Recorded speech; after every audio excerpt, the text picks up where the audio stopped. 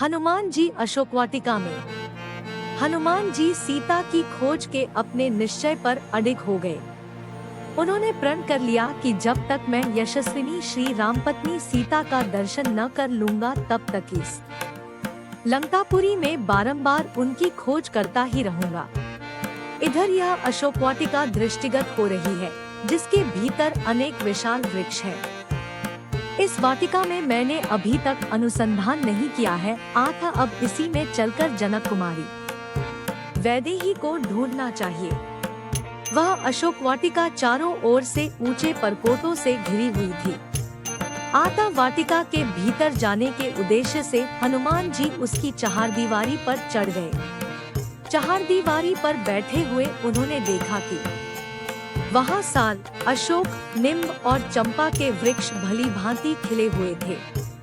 बहुवार, नागकेसर और बंदर के मुंह की भांति लाल फल देने वाले आम भी पुष्प मंजरियों से सुशोभित हो रहे थे। अमराइयों से युक्त वे सभी वृक्ष शत-शत लताओं से आवेष्टित हो रहे थे।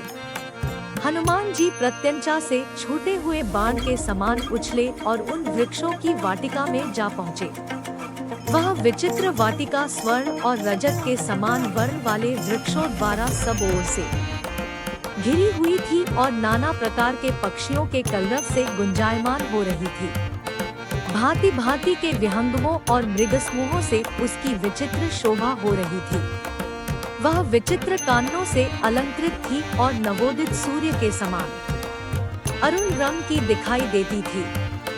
फूलों और फलों से लदे हुए नाना प्रकार के वृक्षों से व्याप्त हुई उस अशोक वाटिका का मतवाले कोकिल और भ्रमर सेवन करते थे। मृग और द्विज पक्षी मदमस्त हो उठते थे। मतवाले मोरों का कलनाद वहाँ निरंतर गूंजता रहता था। वाटिका में जहाँ तहाँ विभिन्न आकारों वाली बावड़ियाँ थी जो उत्तम जल और मणिमय सोपानों से युक्त थी। जल के नीचे की फर्श स्फटिक मणि की बनी हुई थी और बावड़ियों के तटों पर तरह तरह के विचित्र सुवर्णमय वृक्ष शोभा दे रहे थे।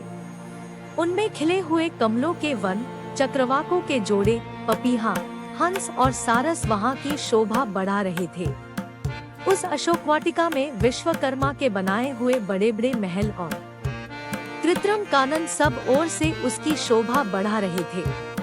तदंतर महाकपि हनुमान ने एक सुवर्णमय शिंशपा अशोक वृक्ष देखा जो बहुत से लतावितानों और अगणित पत्तों से व्याप्त था तथा सब ओर से सुवर्णमय वेदिकाओं से घिरा था।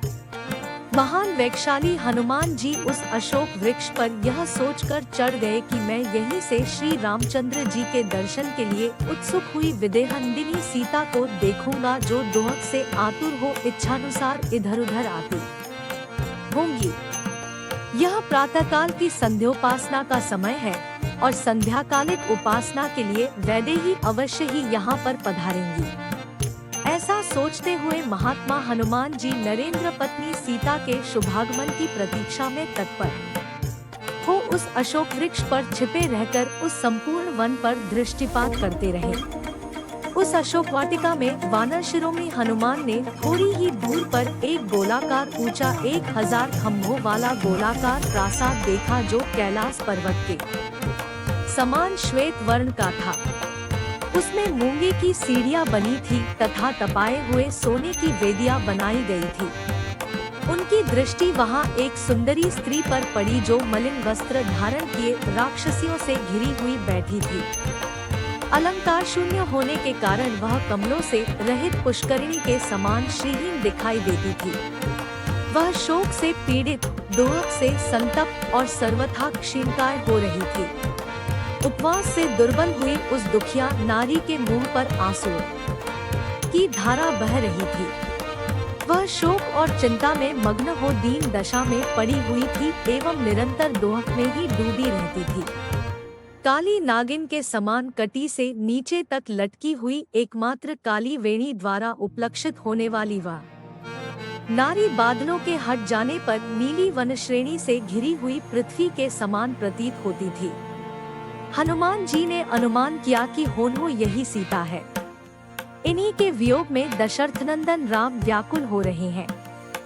यह तपस्विनी ही उनके हृदय में अक्षुण्ण रूप से निवास करती है।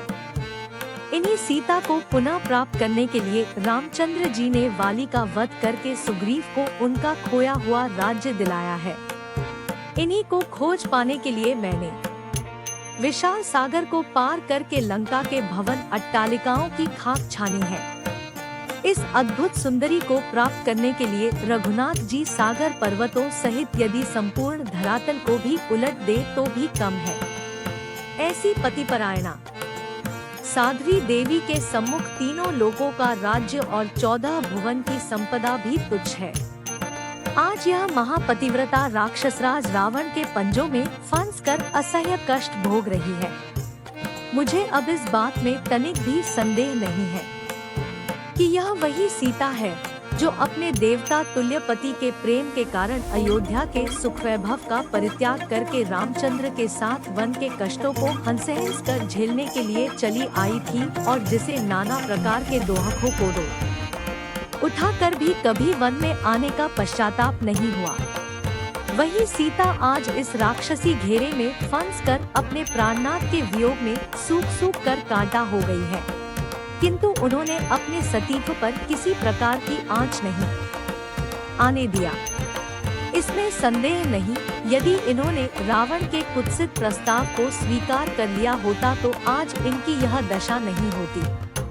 राम के प्रति इनके मन में कितना अटल स्नेह है, यह इसी बात से सिद्ध होता है कि ये न तो अशोक वाटिका की सुरम्य शोभा को निहार रही है और न इन्हें घेर कर बैठी हुई निशाचरियों को उनकी एकटक दृष्टि पृथ्वी में राम की छवि को निहार रही हो। सीता की यह दीन दशा देखकर भावुक पवनसुत के नेत्रों से अश्रुधारा प्रवाहित हो चली। वे सुधबुध भूलकर निरंतर आंसू बहाने लगे। कभी वे सीता जी की दीन दशा को देखते थे और कभी रामचंद्र जी के उदास दोहखी मुखंडल का स्मरण करते थे।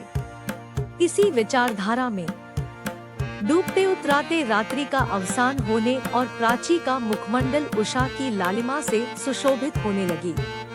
तभी हनुमान को ध्यान आया कि रात्रि समाप्त प्राय हो रही है।